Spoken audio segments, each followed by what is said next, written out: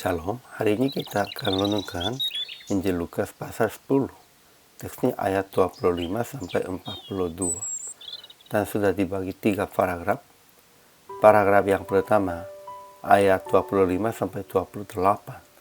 Seorang ahli Taurat bertanya kepada Yesus tentang cara memperoleh hidupnya kekal dan bertanya lagi, siapakah sesama?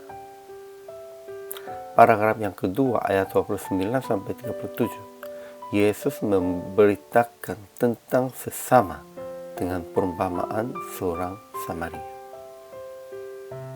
Paragraf yang ketiga ayat 38 sampai 42. Di rumah Marta dan Maria, Yesus berkata tentang kelebihan yang mendengar firman daripada yang melayani dengan makanannya.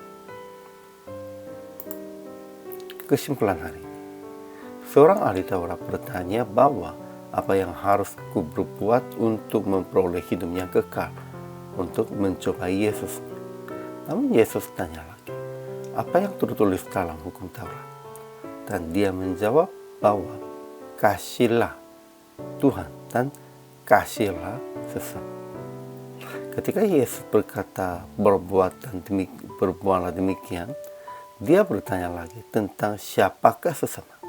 Jadi Yesus berkata dengan perumpamaan seorang Samaria akan menjadi sesama seperti orang Samaria menolong seorang yang dilampauinya. Kemudian Yesus berkunjung rumah Marta dan Maria dan juga berkata tentang pilihan bagian yang terbaik. Ajaran tentang Allah. Pertama, Yesus berkata, jawabanmu itu benar tentang jawaban ahli Taurat yang memperoleh hidupnya kekal dengan mengasihi Tuhan dan mengasihi sesama. Kedua, Yesus memberitahukan tentang sesama dengan perumpamaan seorang Samaria. Ketiga, Yesus berkata kepada Marta akan memilih bagian terbaik sama seperti Maria. Ajaran tentang manusia. Pertama, seorang ahli Taurat mencoba Yesus dengan pertanyaan, apa yang harus ku berbuat untuk memperoleh hidup yang kekal? Dan dia telah tahu jawaban yang benar, mengasihi Tuhan dan mengasihi sesama.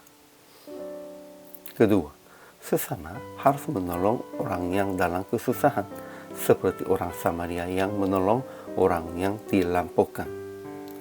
Harus jauhi jalan imam atau jalan seorang Lewi. Ketiga, melayani Yesus bukan dengan persiapan makanan dan minuman, melainkan dengan mendengar firman-Nya dengan hati hormat.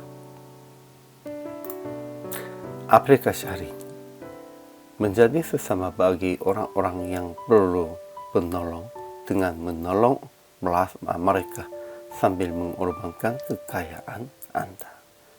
Sama seperti orang Samaria, dia menghabiskan kekayaan sendiri untuk seorang yang dilampaukannya.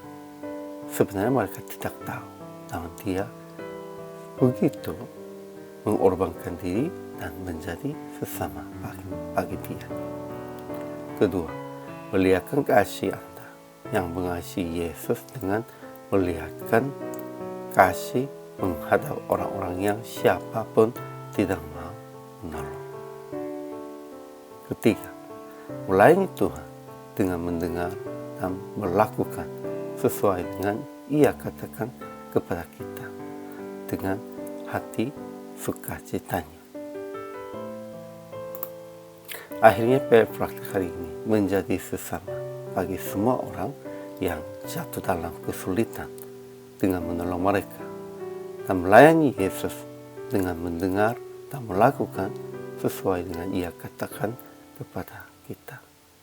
Memang kita harus melayani untuk Yesus dengan mendengar yang baik dan melakukan yang baik sesuai dengan Ia katakannya. Hari ini juga selama melayani, Tuhan Yesus memberkati.